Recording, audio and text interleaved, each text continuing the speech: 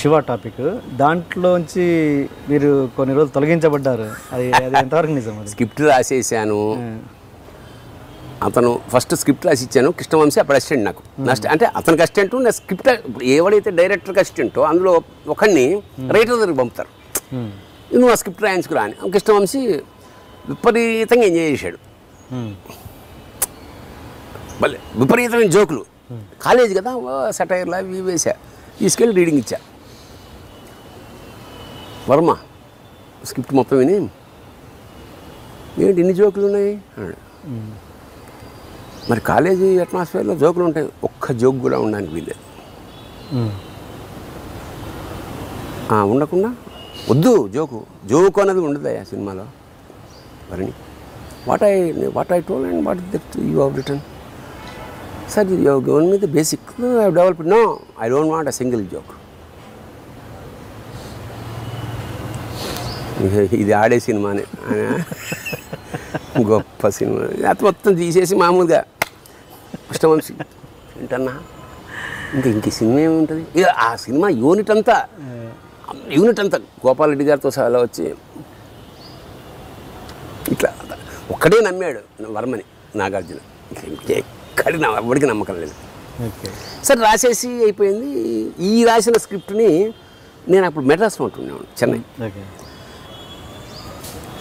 పొద్దున్న సడన్గా నాకు మార్నింగ్ ఫ్లైట్కి రమ్మాలి. నేను యాక్చువల్గా స్క్రిప్ట్ అంతా అయిపోయి రీరైట్ చేసి ఆయన కావాల్సినట్టు అది ఆయన చేతికి ఇచ్చి వెళ్ళాలి.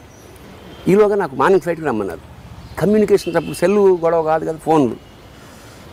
నేను నా మిత్రుడు ఉన్నాడు, సివిఎల్ నరసింహారావు అని నటుడు, చిన్ననాటి వాడు, అడ్వకేట్. వాడికి కవర్లో పెట్టి ఇచ్చి, నువ్వు అన్నపూర్ణ స్టూడియోస్లో ఇచ్చానని చెప్పి ఇచ్చేరా నువ్వు. వర్షం, వర్షం. సరే నేను ఇచ్చేస్తానులే రేపు అన్నాడు. నేను మార్నింగ్ ఫ్లైట్కి వెళ్ళిపోయా. వీడు మర్నాడు తీసుకెళ్ళి కార్లో వెళ్ళి ఇచ్చేసాడు. అంతే, మళ్ళీ నాకు ఫోన్ లేదు. బాగుందేమో, మళ్ళీ ఫోన్ ఎందుకు అనుకున్నాను. అంత అయిపోతులే కదా, బాగుంది, నచ్చి ఉంటుంది. సినిమా షెడ్యూల్ ప్రారంభం శివాఠింగ్ అని చేయంతో ఒక పెద్ద బోర్డు, నా పేరు లేదు. ఏది ఎప్పుడు సినిమా అనౌన్స్మెంట్ అవుతుందిగా, శివ అని చేయంతో ఎర్రగా, పేరు లేదు నాకు ఎక్కడ. నాకు కొంచెం ఇదేంటి ఇంత కష్టపడి రాసి, నిజానికి కష్టపడి అనేది అది నేను ఆ క్రెడిట్ నేను తీసుకోకూడదు. నేను కాదు, వర్మతో సినిమా చేసిన ఎవడు ఏ క్రెడిట్ తీసుకోవడానికి లేదు, అన్నీ హాయి చెప్తాడు. ఓకే, చెప్పేస్తాడు అతను. సరే టీకే ఎట్లా నేను చెన్నైకి వెళ్ళిపోయా. నాగేశ్వర కోడేట్ నాకు ఫోన్ చేసి, ఏమైనా సినిమా మొదలవుతుంది నెక్స్ట్ వీక్, నువ్వు మళ్ళీ రాలేదు, నేనేం చేయను, వాళ్ళకి రెస్పాన్స్ లేదు, అది ఏదో ఆయనకి కొంచెం అలిగాడు ఏదో విషయం, ఆ విషయం నాకు తెలీదు, అందుకని మధ్యలో వేరే వాళ్ళని కూడా పిలిపించాడు అవి ఇవి. సరే ఇప్పుడు ఏం చేయమంటున్నాను, ఒక్కసారి హలో అని ఈ ఊళ్ళోనే ఉన్నాడు అని. నేనడం ఏంటే, నా పని నేను చేసాను కదండి, అవన్నీ ఎందుకు ఇండస్ట్రీలో ఉంటూ. అను పెద్ద డైరెక్టరు, అతను ఫస్ట్ టైం అంటే పెద్ద డైరెక్టర్ అవుతే అట్లా ఆ టైప్, పెద్ద కంపెనీ కదా. సార్ తప్పేమని ఫోన్ చేశాను, ఎత్తాడు. భరణి ఏంటి చాలా రోజుల తర్వాత, అది నేను అనాల్సింది మీరు అన్నారేంటి. సరే ఠీక్, ఎప్పుడు అట్లాగే ఉంటుంది, రివర్స్ బ్యాచ్ కదా.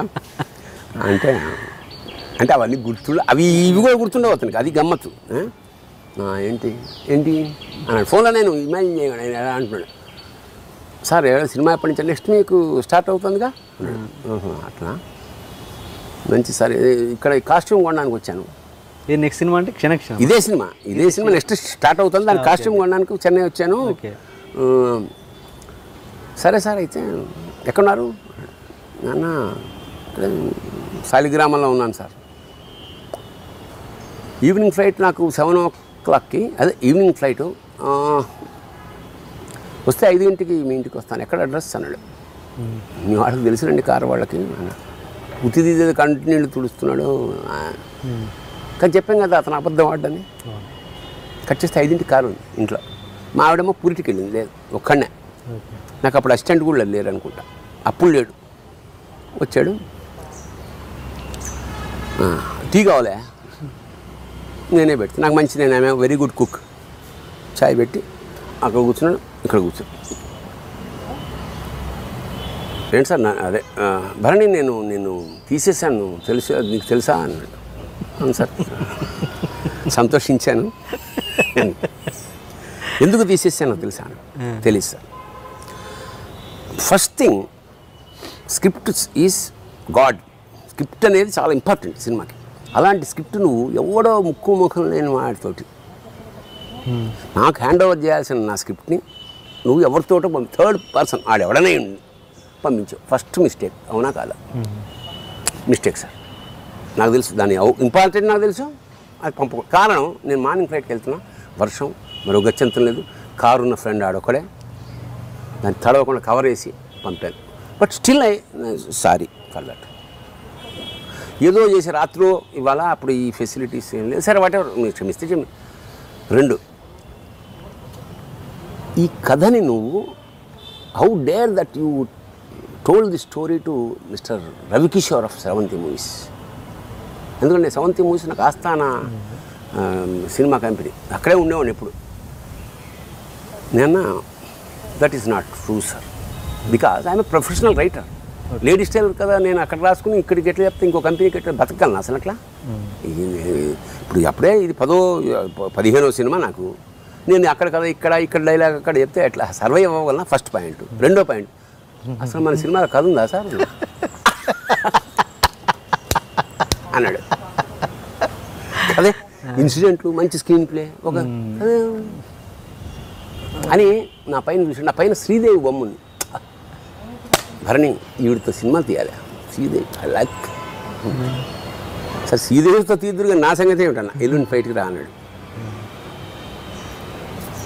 క్లారిటీ వచ్చేసిందా? సో అతని కోపము, అతని ద్వేషము, అతని ప్రేమ, అతని అటాచ్మెంట్ అన్ని క్షణభంగురాలే. శ్రీదేవి ఫోటో మీ ఇంట్లో ఎందుకుంది? ఆర్టిస్ట్ పెట్టుకున్నాం, ఏదో క్యాలెండర్ వచ్చింది పెట్టింది. అది చూసారా, ఇది కార్యకారణ సంబంధం. అసలు నేను పెద్ద శ్రీదేవి ఫ్యాన్ ఏం కాదు. శ్రీదేవి అందరికీ ఇష్టమో, నాకు ఇష్టమో, ఏ టపాకాయలు అప్పుడు ఉంటుందో పెట్టామన్నమాట కొత్తగా. నా వెనకాల ఉందని అంత నోటీస్ కూడా నేను చేయలేదు. అతనికి ఇష్టం కాబట్టి శ్రీదేవి అన్నాడు. తర్వాత సినిమా తీశాడు, మనల్నేమో అది వేరే విషయం.